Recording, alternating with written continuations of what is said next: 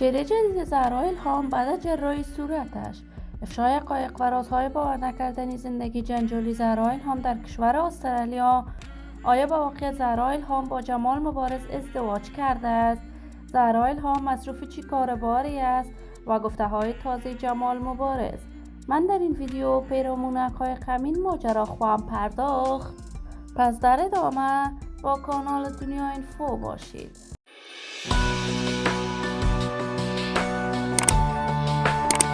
سلام و سلامتی نثار هر یک از شما همراهان خوب کانال دنیا اینفو.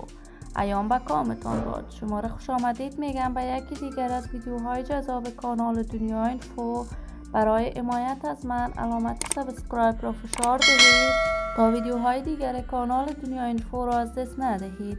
زهرا الهام یک تن از هنرمندان جوان کشور شهرت و محبوبیت خوبی دارد. وی در کشور استرالیا اکنون زندگی می کند. در کشور پاکستان بزرگ شده است، از آرا می باشد.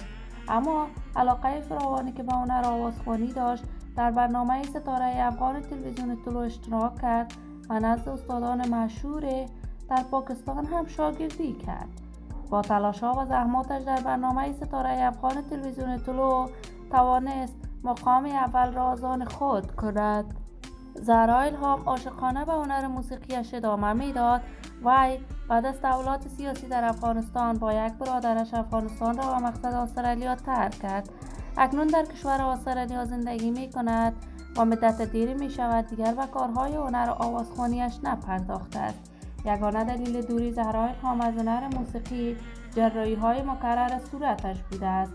این روزها تصاویر زهرا الهام در صفحات مجازی نشر می شود که گویا وی با جمال مبارز ازدواج کرده است.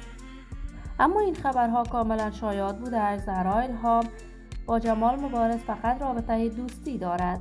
زهرا چهره‌اش را کاملا مانند مدلان کوریایی تغییر داده است.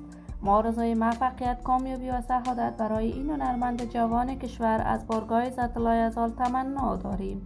دوستان و همراهان نهایت ارجمند کانال دنیا اینفو، شما هم نظریات نیکتان را در بخش کامنت با من شریک بسازید. این ویدیو را با علاقه‌مندان و دوستان زهرا الهام و جمال مبارز به اشتراک بگذارید.